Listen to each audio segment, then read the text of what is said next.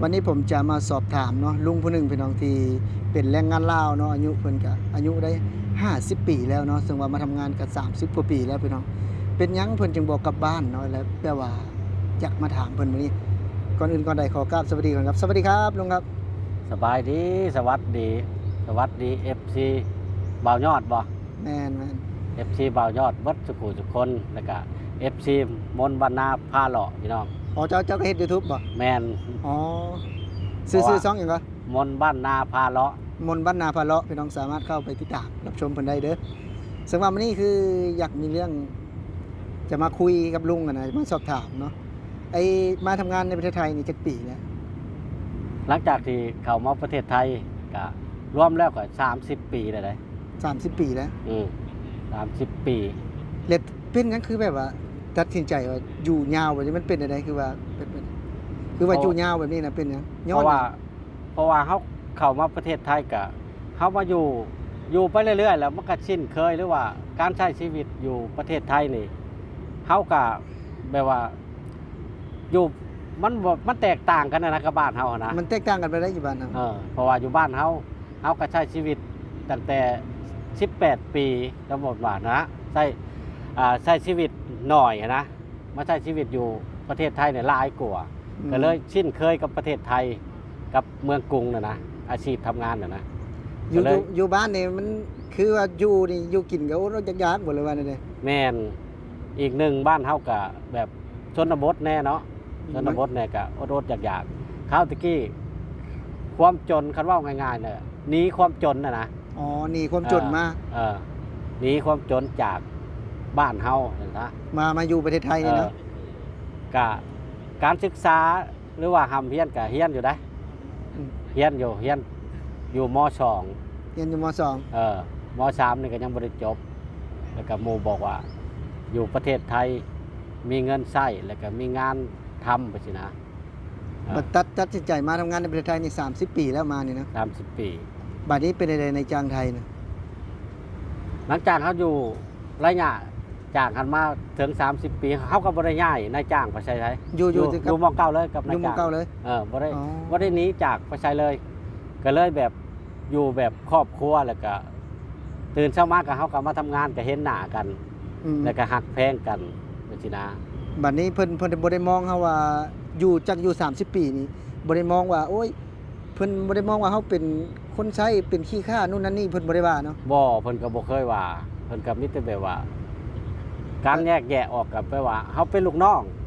กับนายจ้างไปสิคันมีเวียกมีงานเพิ่นก็เรียกใช้เฮาแต่เพิ่นบ่ได้ดูถูกดูแค้นเฮาเนาะบ่เคย30 ปีอยู่กับนายจ้างผู้นี้ผู้เดียวแล้วบัดนี้เฮ็ดงานเกี่ยวกับหยังเฮ็ดงานกับหลอมเม็ดพลาสติกอ๋อพลาสติกเม็ดพลาสติกโรงหลอมโรงอันนี้เนี่ยคือโรงคัดพลาสติกเกี่ยวกับถุงยางพลาสติกเนี่ยบ่หรือว่าจังได๋พลาสติกแบบว่าของเก่าที่เฮาเอามาบดมาโม่นะเขาสิเอิ้นหยังรีไซเคิลบ่อีหยังรีคัสเซิลรีไซเคิลรีไซเคิลเนาะเพราะว่าภาษาอังกฤษเนี่ยบ่เคยเว้านะอ๋อเพิ่นเว้าบ่เป็นรีไซเคิลเนาะเป็นโรงงานรีไซเคิลว่าซั่นซะขนาดแต่ว่ามาอยู่30 ปีก็ยังบ่ได้คอยพูดภาษาไทยได้ก็คือเจ้านายก็เจ้านายเพิ่นก็ฮู้ว่ามาอยู่30 ปีนี่บัดนี้รายได้เด้บัดไอ้แบบว่ามีโบนัสเป็นหยังบ่ที่แบบว่าเพิ่นให้ในจังได๋นะที่แรกๆเนาะเฮาเข้ามาน่ะคันเว้าเรื่องโบนัสหรือว่าค่าแรงเนาะแรกๆเนี่ยเจ้าคิดเห็นบ่ว่าเฮาเข้ามานี่ค่าแรงเฮาต่ำๆเนาะค่าแรงเฮาแบบว่า80 บาทได้วันหนึ่งได้แต่ว่าบ่าวเจ้าช่องสิบ่ได้เคยมาหากำลังมานี่บ่เจ้าฮะแม่นๆหากำลังมานี่เฮาเข้ามาราคาแรงแบบ80 บาทตอนมาถึงปัจจุบันนี่ก็ค่าแรงก็เพิ่นก็ให้ถือว่าสมควรอยู่บ่นะบ่อยากถามว่าแต่ละปีนี่ได้บ่โบนัสแต่ละปีเอาว่าสรุปเอาโบนัสนี่ครับถามโบนัสนี่ได้บ่โบนัสแต่ละปีก็ได้เด้แต่ละปีก็โบนัสเฮาก็ได้อยู่ได้หลายบ่ไอ้งวดนึงปีนึงได้หลายบ่ปีนึงสมมุติว่าโบนัสเนาะเพิ่นออกให้ปีนึงครั้งนึงก็ได้ตกไป 30,000บ่ได้ ปีหนึงนะ 30,000 โอ้ เพราะว่าเฮาก็อยู่น้ำเพิ่น30 ปีแหละ อยู่30 ปีนี่ถือว่าไอ้ที่พักกับพี่แมันบ่ ที่พักในพี่ เอาที่พักพี่เงินเดือนนี่เดือนเท่าไหร่เงินเดือน เงินเดือนนี่ตอนนี้ก็ตกวันละ500 อ๋อได้วันละ500มีโบนัสปีละ 30,000 อ่า เป็นปีได้ทุกปี แม่น อ๋อคือมาอยู่นี่30 ปีถือว่าประทับใจเนาะกับนายจ้างชายไทยนี่เนาะถ้าหากว่าสิให้กลับไปทำงานอยู่ลาวนี่ไปบ่กลับบ่ บ่กลับ เอาเป็นหยังคือบ่กลับบ้านเฮาอยู่พุ่นเด้ บ่กลับเพราะว่าเฮาเคยมาอยู่นี่แหละเฮาก็แบบว่าการอยู่การกินเฮาก็สะดวกแล้วก็เฮาก็ได้เงินเดือนดี อืม เพราะว่ากลับเมื่ออยู่บ้านเฮานี่บ่ฮู้เลยบ่ฮู้ว่าจะเฮ็ดหยังนะ ก็คือมาแต่น้อยๆพุ่นเนาะ มาแต่น้อยๆ ก็บ่ฮู้ว่าสิทำอาชีพอีสังเมื่อแล้วเนาะสิมีเงินใช้เงินกินบ่เงินจ่ายบ่เนาะก็บ่ฮู้เนาะ แล้ แล้ว ว ก็ ก็อายุเฮาก็18 ปีเฮามาคันเฮากลับเมื่ออยู่บ้านเฮาหรือว่าอยู่ลาวเฮานี่เฮาสิบ่ฮู้จักแนวเฮ็ดแนวทำเลย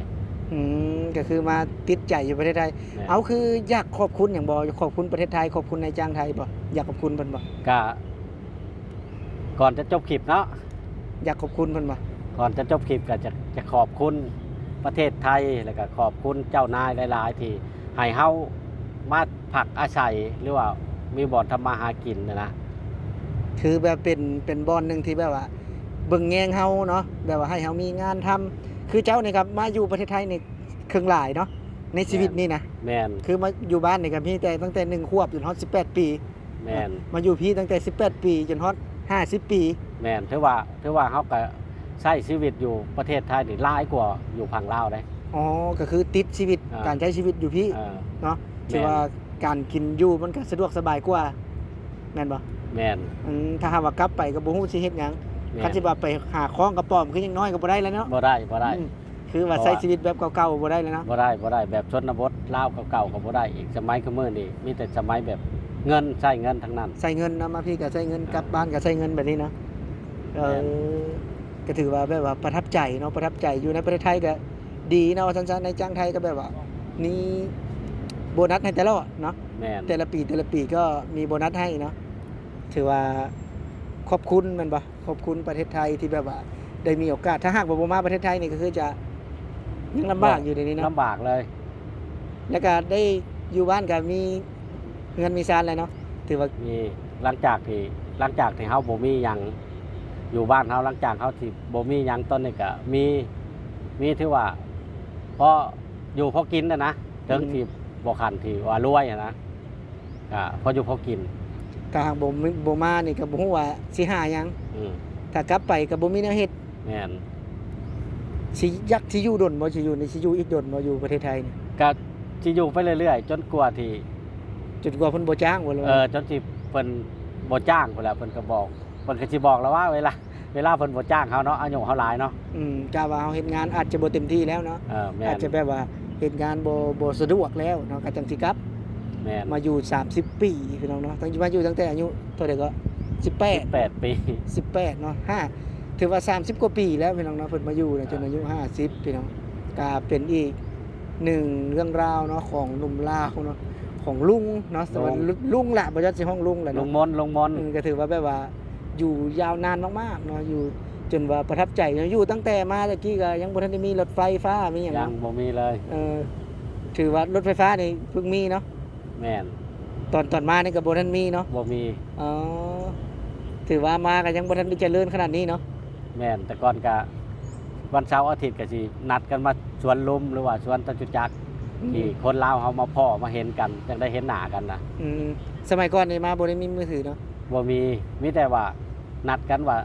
เวลานั้นเคยมาซั่นซะบ่ได้แบบว่าบ่ได้บอกกล่าวกันเลยแหละ เคยมาแล้วก็มันย่างแถวสวนนี่แหละเลาะหาเพื่อนนะ อืม เลาะหาเพื่อนหาหมู่หาพวก30 ปีก่อนได้ 30 ปีก่อนเนาะ อ่า โอ้มาแล้วถึงขั้นว่ากลับไปแป๊บๆเนาะ กลับบ้านกันกลับบางค่ำบางข้าวแหละ กลับเมอลิน มาลินกันแบบว่าเมื่อเรื่องจำเป็นแบบว่ามีญาติ แต่งงานบ่ แต่งงานบ่หรือว่าญาติเจ็บเป็นเอ็นอุ่นไปสิ เสียชีวิตบ่โน่นนั่นนี่เนาะ เอาจังได้กลับ อ๋อ กันแบบว่าบ่จำเป็นนี่บ่อยากกลับเธอเลยแหละ ถือว่าอยู่ประเทศไทยนี่สบายใจแล้วนะ แมนสบายใจ ถือว่ากินอยู่สบายเนาะบ บ่ได้แม่นที่แบบว่าโอ้ยอยู่ไทยนี่ลำบากอยู่ว่ายากเย็นบ่ บ่เคยลำบากเลยบ่เคยลำบากอยู่ไทย อยู่ประเทศไทยก็